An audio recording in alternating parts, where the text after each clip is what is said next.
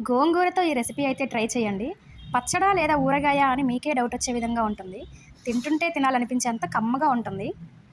ముందుగా గోంగూరను ఒలిచి శుభ్రంగా కడిగి సన్నగా అయితే తరుగుదాము. ఈ తరిగిన గోంగూరను తీసి పక్కన పెట్టి ఒక ఉల్లిపాయను తీసుకొని మీడియం సైజులో కట్ చేయాలి. ఇప్పుడు స్టవ్ పైన ప్యాన్ పెట్టి ఆయిల్ వేసి ఆయిల్ హీట్ అయిన తర్వాత గోంగూర అందులో వేద్దాము. ఇలా ఒక 5 నిమిషాల పాటు బాగా ఫ్రై చేద్దాము. ఇప్పుడు రుచికి సరిపడా సాల్ట్, అలాగే కారం కొంచెం ఎక్కువ వేసుకోండి, ఎందుకంటే గోంగూర పుల్లగా ఉంటుంది కాబట్టి.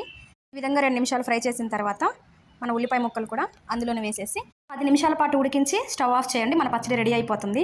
ఇది ఉడికేలోపు మా ఇంట్లో జరిగిన ఒక ఫన్నీ మూమెంట్ అయితే మీతో షేర్ చేసుకుంటున్నాను. సరిగ్గా 6 నెలల కిందట మా ఆయన మార్కెట్ నుంచి గోంగూర తెచ్చారు.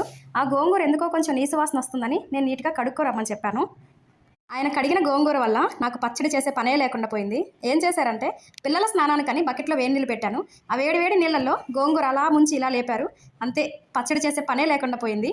ఇలాంటి పొరపాట్లు ఏమీ చేయకుండా నేను చెప్పిన రెసిపీ ట్రై చేయండి. టేస్ట్ సూపర్గా ఉంటుంది.